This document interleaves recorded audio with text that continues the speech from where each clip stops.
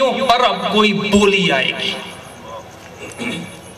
क्योंकि जब मैं इस कार्यक्रम के लिए कुछ लोगों को, जब मेरे मन में बात आई, जब बैतूल का कार्यक्रम बना 2-3 महीने पहले, कुछ जो नीरज पुरी जी के साथ लोग बैठा करते थे जिनसे मैं परिचित था, मैंने उन्हें आग्रह किया कि आप भी बैतूल आए। मुझसे पूछा गया साहब कितना? तब मैंने कहा साहब हम तो लेते नहीं तो हम तो आपको देंगे नहीं, जब हम नहीं लेते तो हम आपको देंगे नहीं। और तब मैंने एक बात कही कि अब न तो कविता बेची जाएगी, न कवियों पर बोली आएगी, और अब केवल कविता दान की सूरी बनकर मंचों पर छा जाएगी। धर्म का भी काम केवल यही था, और ये जो इतना बड़ा मंच है, इस मंच का भी काम सिर्फ यही था। ये हमारी सांस्कृतिक पहचान थी।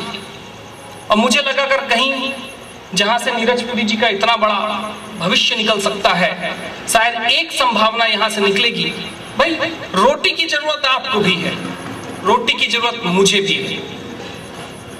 कवियों के बीच फर्क सिर्फ इतना है कि कुछ लोग मांग कर ले लेते हैं, और यहां शायद ऐसे बहुत सारे लोग होंगे जो दीख देकर जी लेंगे।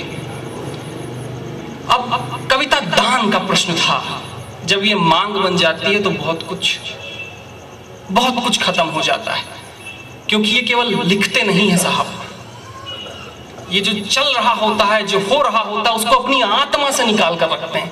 संतोषानंद जी एक बहुत बड़े कवि हुए थे। एक बार मुझसे एक बात कही थी, बोले कि जानते हो मुझे इस संगीत को, इस गाने को लिखने में कितने समय का वक्त लगा? बोला नहीं। तो बोले राज कपूर मुझे उठा के फेंक दिया करते थे कि तुम जाओ, तुमको जहां जाना हो, महीनों तक रहना हो, महीनों तक रहो। और उस गाने को लिखने के लिए उन्होंने 2 साल तक का समय लिया था। और उन्होंने एक बड़ी अच्छी बात कही, बोले मैं लिख इसलिए पाया क्योंकि मुझसे लिखवाने वाले ने कभी मेरे शब्दों की बोली नहीं की। अगर बोली हो गई होती तो न तो कविता बचती और न ये संगीत बचता। यहां से ये इसकी शुरुआत थी। एक बहुत बड़ी प्रेरणा मेरे मित्र कहें, बड़ी कम समय में हमारी मुलाकात हुई, लेकिन कुछ ऐसा लगा कि ऐसा होना चाहिए।